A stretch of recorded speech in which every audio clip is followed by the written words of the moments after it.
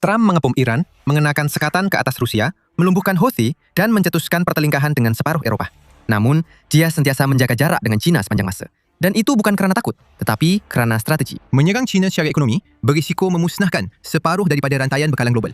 Dan Trump tahu tentang itu. Tetapi pada hari Jumaat lepas, dia tetap menarik picu. Perbendaharaan telah mengenakan sekatan ke atas Hongli Petrochemical, kilang penapis minyak bebas kedua terbesar di China, bersama kira-kira 40 syarikat perkapalan dan kapal tangki yang mengangkut minyak mentah Iran. Hongli ialah kilang penapis Keyport, iaitu kilang penapis swasta dengan hampir tiada pendedahan kepada sistem kewangan AS. Itulah sebabnya, Beijing telah menyalurkan minyak Iran melalui mereka selama bertahun-tahun. Merekalah celah untuk mengelak sekatan itu. Iran memuatkan minyak mentah ke dalam armada kapal tangki bayangan yang mematikan transponder mereka, melakukan pemindahan kapal ke kapal di perairan antarabangsa, melabel semula kargo itu sebagai berasal dari Malaysia atau apa sahaja, dan kilang penapis Teapot membelinya pada harga diskaun. Tetapi, titik tekanan sebenar bukannya kilang penapis itu, tetapi bank-bank di belakangnya.